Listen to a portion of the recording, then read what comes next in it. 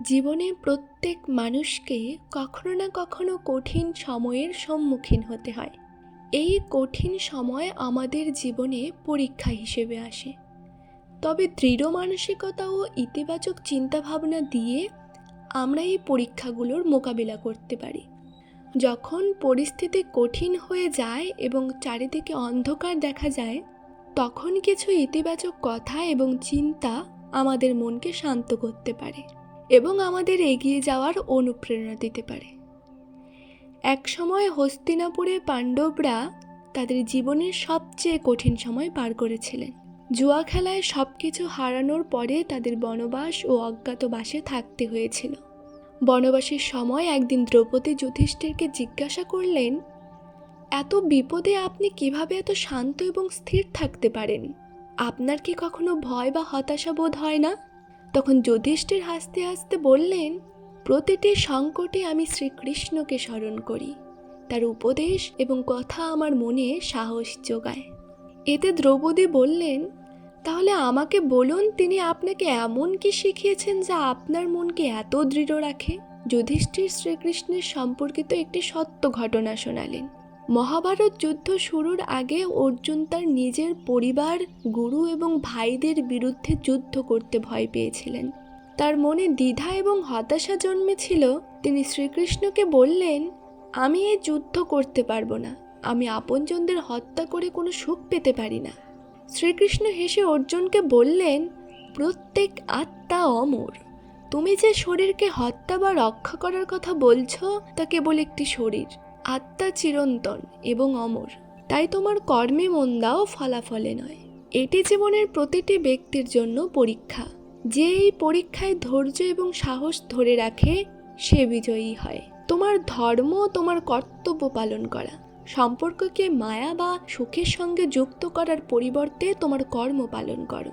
শ্রীকৃষ্ণ অর্জুনকে বোঝালেন যে আমাদের জীবনে যে কঠিন সময় আসে তা আমাদের সাহস, ধৈর্য এবং কর্মের পরীক্ষা নেওয়ার জন্যই আসে।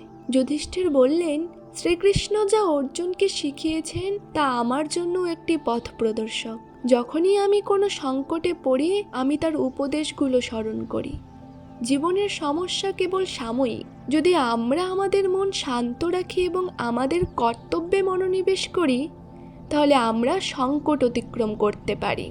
দ্রৌপদী কথা বুঝতে পারলেন এবং বললেন, এটি সত্য। যদি মনে সাহস থাকে এবং ঈশ্বরে বিশ্বাস থাকে, তবে কোনো সমস্যাই আমাদের ভেঙে দিতে পারে না। যখনই আপনি কঠিন সময় পার করেন, শ্রীকৃষ্ণের এই 3টি উপদেশ মনে রাখবেন। 1. সংকট চিরস্থায়ী নয়। 2. ধৈর্য এবং সাহস আপনার সবচেয়ে বড় অস্ত্র। 3. কর্তব্যে মন দিন, ফলের চিন্তা করবেন না। শ্রীকৃষ্ণের এই কাহিনী আমাদের শেখায় যে সময় যতই কঠিন হোক, মনকে স্থির এবং শক্তিশালী করে আমরা সমস্ত সমস্যা জয় করতে পারি। শ্রীকৃষ্ণ বলেন, কোনো ব্যক্তির বর্তমান দেখে তার ভবিষ্যতের উপহাস করো না, কারণ সময়ের এত শক্তি রয়েছে যে এটি কয়লাকেও ধীরে ধীরে হীরেতে পরিণত করতে পারে। একজন অকর্মণ্য ব্যক্তির জীবনের শেষ হয় অন্যদের দোষ খুঁজে খুঁজে। কথা বলতে শিখুন, নয়তো সারা জীবন শুনতে হবে। ততটাই ওড়ো যতটা উচ্চতা থেকে মাটিকে স্পষ্ট দেখা যায়। বিশ্বাস করুন, যে আপনাকে ভুলে গেছে সেও একদিন আপনাকে মনে করবে। শুধু তার প্রয়োজনের দিনটি আসতে দিন। যদি কারো দুঃখ দেখে আপনিও দুঃখ অনুভব করেন, তাহলে বুঝে নিন যে আপনার আত্মায় ঈশ্বরের বাস। কেবল শান্তি খুঁজুন, কারণ প্রয়োজন কখনোই শেষ হয় না। জীবনের সমস্ত ঝামেলার মূল হলো ইচ্ছেগুলো। কেউ দুঃখ চায় না। যদি কেউ আপনার প্রতি বিরক্ত হয়, তাহলে তাকে ছেড়ে দিন, কারণ বোঝা হওয়ার চেয়ে স্মৃতি হয়ে থাকা ভালো। মিথ্যার বাণিজ্য বেশি দিন টেকে না। জীবনে প্রতিটি সুযোগের সদ্ব্যবহার করুন, তবে কারো অসহায়ত্বের নয়। আজকের দিনে যদি সুখী হতে চান, তাহলে স্বার্থপর হতে হবে। এটি আমরা বলছি না, এই যুগের বাস্তবতা। যিনি নিজের সমস্যাগুলোকে পদতলে রেখেছেন তিনিই জয়ী হয়েছেন। যিনি নিজের সমস্যাগুলোকে মাথায় তুলেছেন তিনিই হারিয়েছেন। জীবনে আমরা বহুবার বড় সমস্যাগুলো থেকে এমনভাবে বেঁচে যাই যেন কেউ আছেন, যিনি আমাদের সঙ্গে রয়েছেন, এবং আমরা সেই অদৃশ্য শক্তিকেই ঈশ্বর বলি। তাই মনে রাখবেন, যখন পৃথিবী আপনাকে ছেড়ে চলে যায় তখন ঈশ্বর সব সময় আপনার সঙ্গে থাকেন। ভগবান আপনার হাত ধরে রাখেন। রাগের সামনে একটু অপেক্ষা করতে শিখুন এবং ভুলের সামনে একটু নত হতে শিখুন। একবার দানবীর কর্ণ তার কষ্ট ভগবান শ্রীকৃষ্ণের সামনে প্রকাশ করলেন এবং বললেন, হে প্রভু, যখন আমি জন্মগ্রহণ করি তখন আমার মা আমাকে ত্যাগ করেছিলেন। এতে আমার কি দোষ ছিল? দ্রোণাচার্য আমাকে শিক্ষা দিতে অস্বীকার করেছিলেন কারণ তিনি আমাকে ক্ষত্রিয় বলে গ্রহণ করেননি। এতে আমার কি অপরাধ? এবং দ্রৌপদীর স্বয়ম্বরে আমাকে অপমান করা হয়েছিল কারণ আমি রাজ পরিবারের সদস্য নই। এই উত্তরে শ্রীকৃষ্ণ বললেন, হে কর্ণ, একটু মনোযোগ দাও। যখন আমার জন্ম হয়েছিল তখন আমি কারাগারে ছিলাম। জন্মের সঙ্গে সঙ্গে আমার মৃত্যুর ছায়া আমার জন্য অপেক্ষা করছিল। যে রাতে আমার জন্ম হলো সেই দিনই আমাকে আমার মা বাবার থেকে আলাদা হতে হলো। যেখানেই পৌঁছেছি আমাকে প্রয়োজনীয় সমস্ত কাজ করতে হয়েছে। একটি দরিদ্র পরিবারে আমাকে গোবর পরিষ্কার করতে হয়েছে। যখন আমি হাঁটতে পারতাম না তখন আমার ওপর প্রাণঘাতী হামলা হতো। বারবার আমাকে হত্যার চেষ্টা করা হয়েছিল।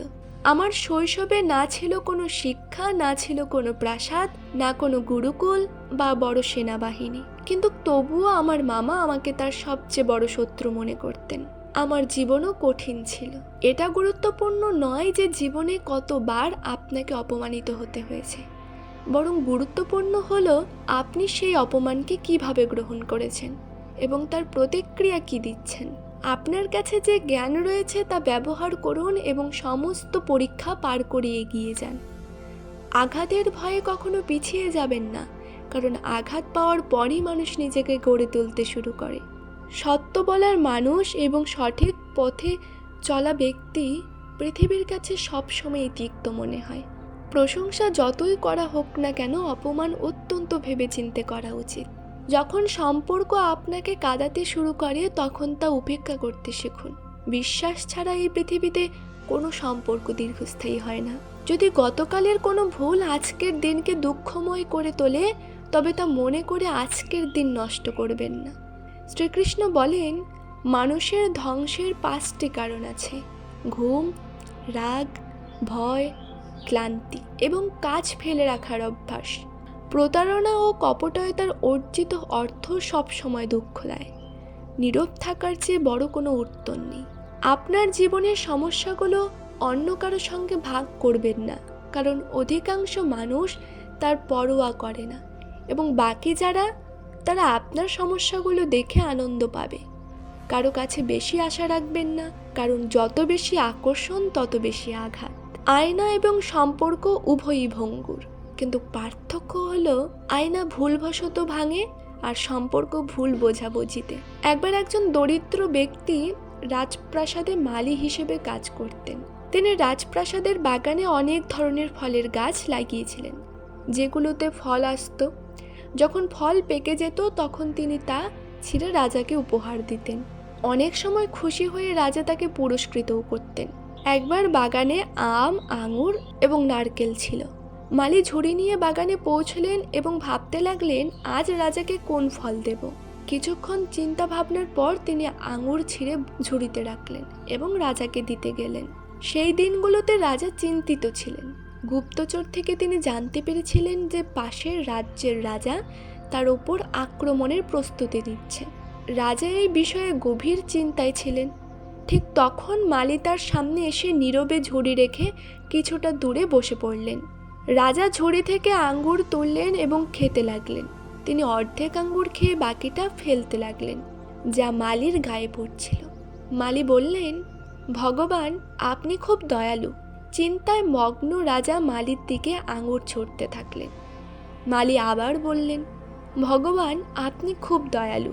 এবার রাজা মালির দিকে মনোযোগ দিলেন। তিনি অবাক হয়ে জিজ্ঞাসা করলেন, মালি, আমি তোমার থেকে খাওয়া ফল ছুঁড়ে দিচ্ছি, আর তুমি বলছো যে ভগবান দয়ালু।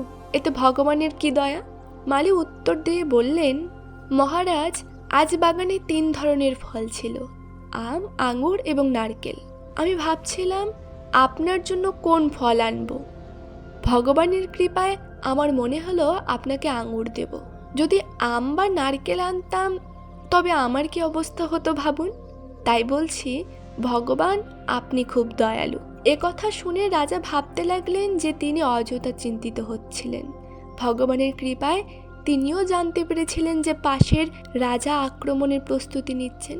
এতে তিনি তার রাজ্যের সুরক্ষার জন্য সময় মতো প্রস্তুতি নিতে পেরেছিলেন। রাজা ভগবানকে ধন্যবাদ দিলেন এবং সুরক্ষার ব্যবস্থা নিলেন। যুদ্ধ শুরু হলে তিনি বিজয় অর্জন করলেন এবং তার রাজ্য রক্ষা করলেন।